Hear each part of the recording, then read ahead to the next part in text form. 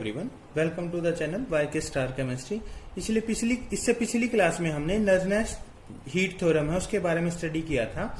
आज हम third law of thermodynamics पढ़ेंगे और जो नर्नेस हीट थ्योरम है वो थर्ड लॉ का बेसिक्स है, उसी के बेस पे हमने इसको आगे बताया इसके बारे में। तो थर्ड लॉ है जो हमने नर्नेस हीट थ्योरम पढ़ी थी, उसमें हमने क्या जो बताया था रिजल्ट थे उसके कि जब आपकी लिमिट टेम्परेचर जीरो होगा, टेम्परेचर जीरो पे जो आपकी डेल्टा सीपी है heat change in heat capacity होगा वो कैसा होगा, जीरो होगा। और ऐसे ही जब आपका टेम्परेचर जीरो हमने एब्सोल्यूट जीरो पुट किया था, 0 केल्विन, उस दौरान जो चेंज इन एंट्रोपी था वो भी कैसा था, जीरो था आपका। तो इसका क्या मतलब है कि लिमिट जीरो पे चेंज क्या है, चेंज इन हीट कैपेसिटी, कहने का मतलब कि heat capacity of product minus heat capacity of reactant is equal to zero. ठीक है, या फिर हम इसको क्या लिख सकते हैं, heat capacity of product is equal to heat capacity of reactant is equal to zero. क्योंकि ये किसके बराबर है, जीरो के बराबर है। जब हम इसको इसके लिए तरफ लेके आते हैं तो कैसी हो जाएंगी, जीरो हो जाएंगी। और ऐसा ही हम किसके एंट्रोपी के केस में जब करते हैं तो लिमिट टेम्परेचर एब्सोल्यूट जीरो पे entropy of product minus entropy of reactant is equal to zero. ठीक है, तो entropy of product is equal to entropy of reactant is equal to zero at absolute zero kelvin. तो कहने का मतलब कि जब आपका टेम्परेचर एब्सोल्यूट जीरो होगा, ठीक है, all substances have same heat capacity, कि all substances have same heat capacity, चाहे वो आपका प्रोडक्ट है चाहे वो आपका रिएक्टेंट है, उनकी हीट कैपेसिटी कैसी होगी, बराबर होगी। या हम इसको दूसरे तरीके से कैसे बोल सकते हैं कि the heat capacity of solid substances tends to become zero at absolute zero, कि जब जीरो होगा आपका टेम्परेचर तो उस दौरान उनकी हीट कैपेसिटी कैसी हो जाएगी, जीरो हो जाएगी। ऐसे ही हम किसके केस में, एंट्रोपी के केस में भी बोल सकते हैं कि the absolute entropy of product and reactant in solid states are identical, कि जब आपका टेम्परेचर जीरो होगा तो उस दौरान जो उनकी प्रोडक्ट और रिएक्टेंट की एंट्रोपी है वो कैसी हो जाएगी, बराबर हो जाएगी एक दूसरे की। ठीक है, कि प्रोडक्ट और रिएक्टेंट की एंट्रोपी है वो कैसी होगी, सेम होगी जब उनका टेम्परेचर एब्सोल्यूट जीरो होगा। तो इसी बेस पे हमने क्या था, थर्ड लॉ ऑफ थर्मोडायनेमिक्स था, उसकी हमने डेफिनेशन दी थी। उससे पहले हम दो चीजें समझेंगे कि एब्सोल्यूट जीरो क्या है आपका टेम्परेचर, इसका मतलब क्या है। एब्सोल्यूट जीरो कितना होता है, नेगेटिव 273.15 डिग्री सेल्सियस होता है। तो क्या है कि इस मिनिमम टेम्परेचर पे, ठीक है, जो सब्सटेंस है या एटम्स है वो क्या है, दे पोजेस मिनिमम एनर्जी, कि जो उनकी एनर्जी है वो कैसी है, मिनिमम है।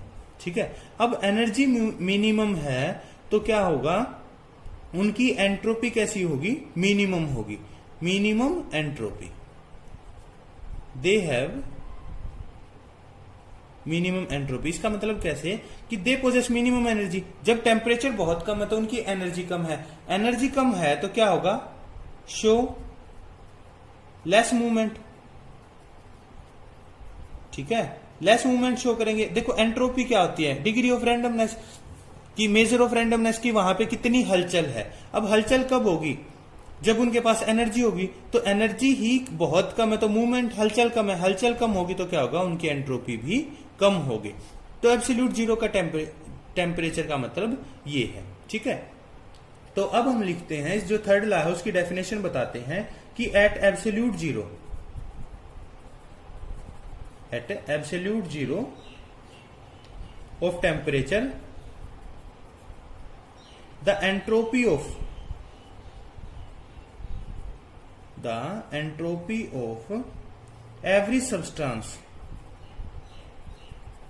every substance may become zero,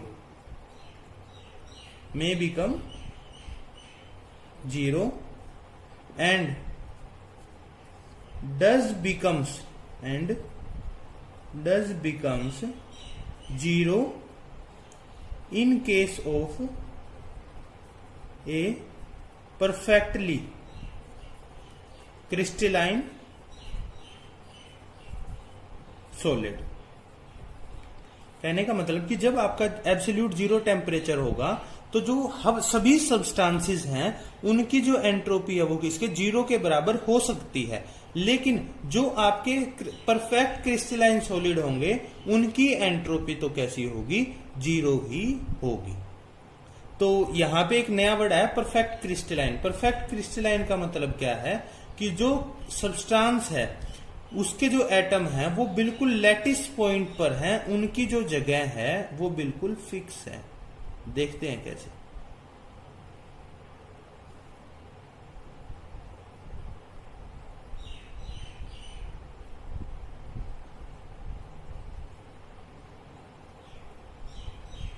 हम देख रहे हैं कि यहां पे जो एटम है उनकी पोजीशन एकदम फिक्स है, वो लैटिस पॉइंट पर है।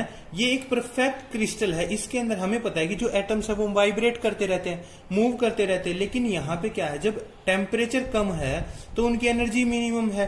ठीक है, एनर्जी नहीं होगी तो क्या होगा, मूवमेंट भी नहीं करेंगे। तो जो परफेक्ट क्रिस्टल होगा जिनकी जगह एकदम फिक्स है, अब जगह ही फिक्स है तो उनके अंदर कोई मूवमेंट नहीं होगी, तो उसकी वजह से उनकी एंट्रोपी कैसी हो जाएगी, जीरो एंट्रोपी हो जाएगी। ठीक है, तो इसको हम क्या बोल सकते हैं, परफेक्ट ऑर्डर। परफेक्ट ऑर्डर बोल देंगे या फिर बोल देंगे जीरो एंट्रोपी, के वहां पे कोई भी रैंडमनेस नहीं है, जो सारी चीजें हैं वो एकदम परफेक्टली प्लेस हैं, वहां पर कोई भी आपकी रैंडमनेस इधर उधर मूवमेंट है वो नहीं हो रही है। तो इसी को हमने क्या नाम दिया है, थर्ड लॉ ऑफ थर्मोडायनेमिक्स बताया है कि जब आपका एब्सोल्यूट जीरो टेम्परेचर होगा तो परफेक्टली क्रिस्टलाइन सॉलिड्स जो होंगे उनकी एंट्रोपी बिल्कुल जीरो होगी। होप सो आपको बहुत अच्छे तरीके से थर्ड लॉ ऑफ थर्मोडायनेमिक्स समझ आया होगा। तो अगर आपको वीडियो पसंद आई है तो लाइक जरूर कीजिएगा। थैंक